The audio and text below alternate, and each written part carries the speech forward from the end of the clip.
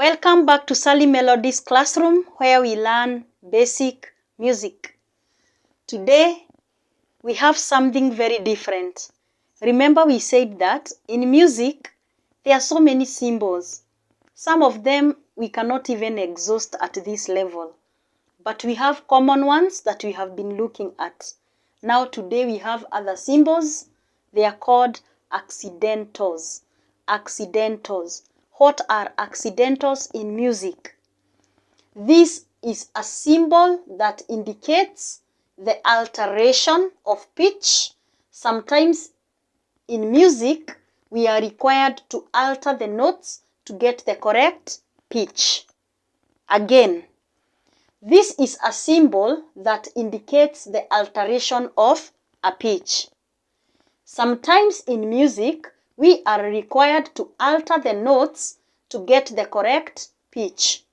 I believe that statement is clear, that sometimes or in some cases, you are required to alter.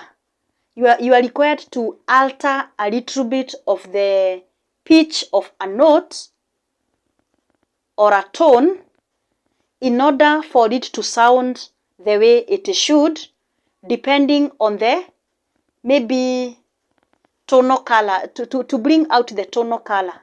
Now, we have three of them. We have three accidentals. There are three. But we have others, which we are going to look at in the next level. They are still the same ones, but we are going to look at them in a different way. But at this level, let us just know that we have number one, we have a sharp. This is a sharp, and this is how it looks like. It looks like a hash, the hash that we put in our phones. But now, in music, we don't call it a hash. We call it a sharp. What is a sharp? A sharp raises a note by a semitone or half a tone.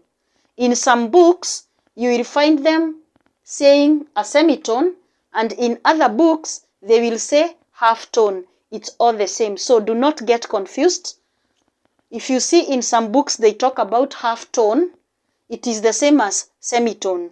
Remember, semi means half. Now, a sharp raises a note by a semitone. And then we come to a flat. A flat lowers a note by a semitone or half a tone. So it is the opposite of a sharp. A flat is the opposite of a sharp. A sharp raises, but a flat lowers by half a tone or semitone. We shall come to that when we start looking at how we lower or how we raise. And then we come to number three. This is called a natural. A natural looks like this. It is like an L and then a 7. So do not confuse a natural and a sharp and a flat. A flat looks like a small b, but there is something protruding here. So this is a natural. A natural restores the note back to its original pitch. It restores the note back to its original pitch. What do we mean?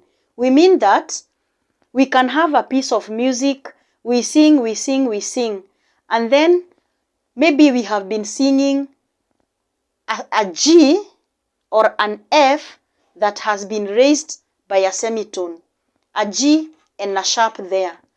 But now, somewhere, the composer decides to put this natural besides that note or that G or that F, whichever note it will be. It means that the composer wants you now to sing the natural G or the natural F or the natural note, meaning that you have to go back to the original note. You are not going to sing it as it is a sharp or a flat. I think the best thing is we are going to look at them. We are going to look at them on the piano or the melodica so that we note the difference on how they sound when they are raised, on how they sound when they are lowered, and how they sound when they are natural. I believe that at least we have got an idea of what sharps are, what flats are, and what naturals are. It is the same accidentals that will help us. Now, when we come to something called key signature, these are the things that are going to help us. They are going to help us because you find that in a certain key of song, we have one sharp. In another key, we have two sharps. In another key, we have three flats. So they will also help us to learn and know about the key signature, to recognize the key in a song. So I said that before we go to any key signature, we cannot skip the accidentals.